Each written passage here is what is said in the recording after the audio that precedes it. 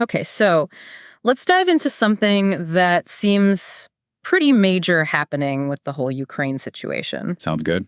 There are some signs that, the negotiations between the U.S. and Russia, well, they might actually be making some headway. Yeah, this is interesting, right? Because for a while, it seemed like things were just kind of stalled out. Totally. Like we weren't really seeing much movement on the diplomatic front. Right, exactly. And, we were keeping a close eye on all that. Yeah. And now there are reports coming out of the U.S. about this phone call between President Trump and President Putin. Mhm. And the big thing here is not just that they talked, Right. but that this call is being seen as a real step towards serious discussions about Finding a peaceful resolution. yeah, exactly. Yeah. Actually trying to resolve this thing. So that begs the question, right? What are they actually talking about? What's on the table? Well, the first thing that's being discussed, and this is pretty significant, is a partial ceasefire. And specifically, this would involve stopping attacks on energy facilities and infrastructure in Ukraine. Interesting. So focusing on those energy targets.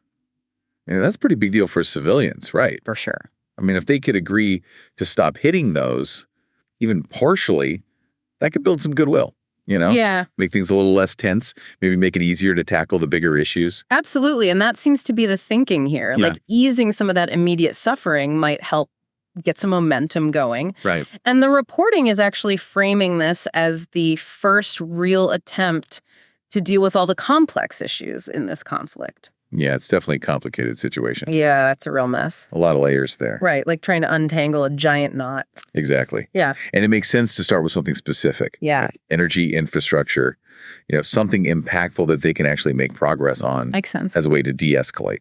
Okay, so to recap, the big takeaway is that this phone call between the U.S. and Russian presidents, it seems to have kicked off some serious negotiations. And this agreement to at least talk about a partial ceasefire. Yeah. That seems to be the first real concrete outcome of that. Interesting. And this is all happening after a period where, diplomatic efforts were kind of under the radar. Right. Right. So now we need to look at what each side is hoping to get out of this. For sure.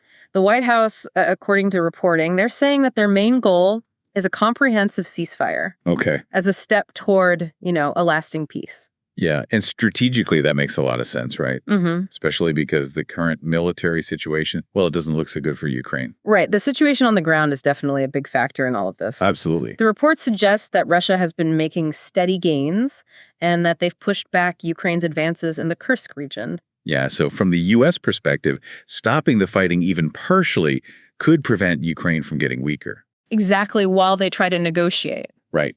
But then there's Russia. What do they want? Well, the reporting says that for Russia, they'd want a ceasefire to also include a complete end to foreign military aid to Ukraine and no more intelligence sharing, So basically cut Ukraine off.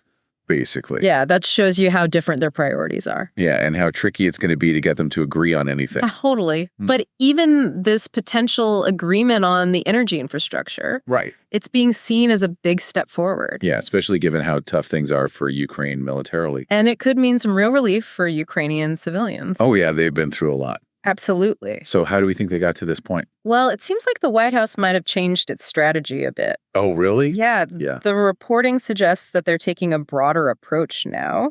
Oh, okay. They're talking to Russia about more than just Ukraine.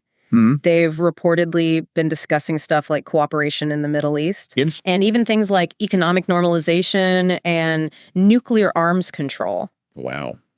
And Get this, they've even talked about having U.S. and Russian hockey teams play each other. hockey. Yeah, I know, right? That's a new one. So it seems like they're trying to build some trust by talking about all these different issues. Yeah, and that could give them some leverage to influence Russia's stance on Ukraine. Exactly. Like maybe Russia would be more willing to agree to a ceasefire if they knew there was a chance for economic normalization. Right.